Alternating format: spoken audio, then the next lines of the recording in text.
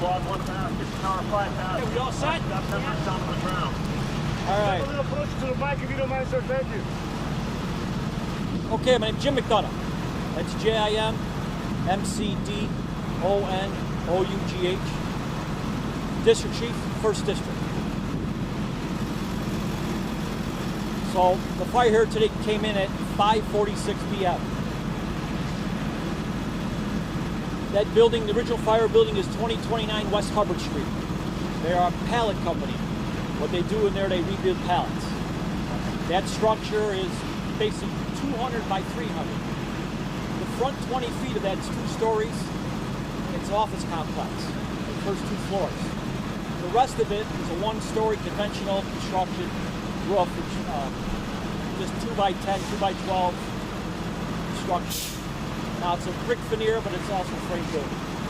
So it seems to start on the back side of the building in the warehouse in the pallets. So talking to the owners, they have 20,000 pallets on site right now that they rebuild. We had a strong wind today, so it had a good head start on us. So the wind was coming out of the south. So our problem was originally not only a fire building, but the exposure building next door was another building 200 by 300, a combination bowstring truss roof, and also a steel truss roof. It singed on there, but we were capable of getting enough water on there to stop that fire. These guys did a hell of a job stopping that fire from getting into the exposure building. We ended up getting 4 elevated master strings. We ended up using 12 hand lines, master string hand lines from the ground. At the point we figured that exposure building to the east was safe, we used point of vantage lines up there, so master strings up there. They have 18 employees.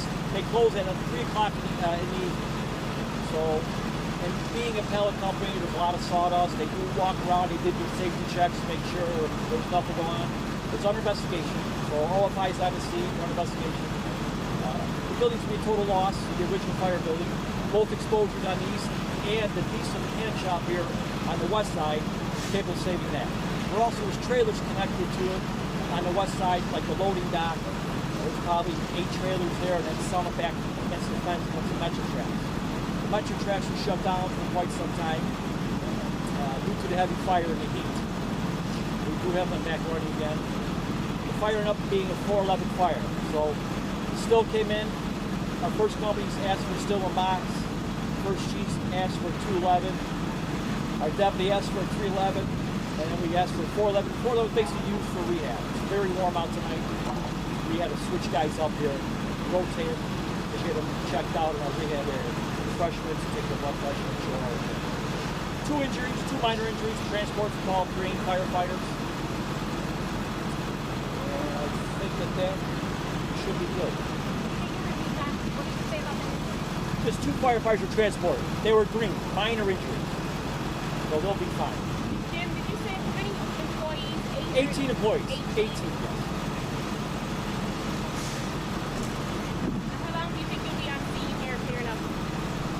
We're going to be here through the night.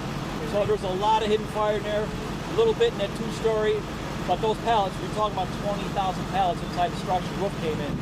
We're going to be throwing a lot of water to try to get those hidden fires that the roof collapsed on. It's be tough to get at, but as we rotate companies through, we struck out that 411 now. It's just a matter of now just washing down and breaking things down and keep as many lines as possible to get that fire out. But these guys did a wonderful job. When you're talking about this size of fire, like at the height of this, how many firefighters and companies are on scene here? So a 411, and we're talking over just short of 300 firemen here. And at that point, you're having, we probably have 80 apparatuses,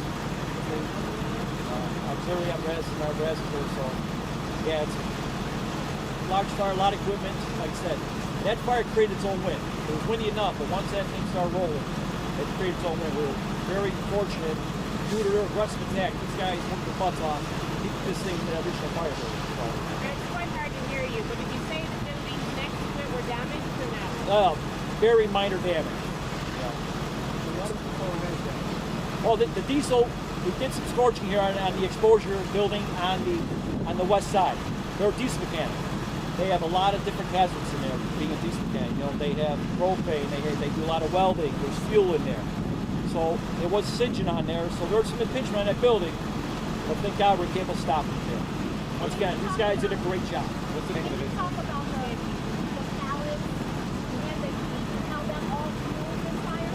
Well, sure, your pallets are stacked, you know, and it was very neatly stacked, but remember, that air can get through every one of those pallets. You stack pallets 30 feet high, and you get that fire, however it caught itself on fire, I'm not sure. And the wind to the outside, yeah, it goes awful quick. What's the name of the business? You know, I don't know the actual name, I know it's a pallet company. Where? What do you think? It's just a pallet company, I'm not sure of their actual property. Where the owners? I'm sure they're on site Are somewhere. they right there? I'm not sure. Anything else we should know? Pardon me? That's all I have. Any other questions? Thank you.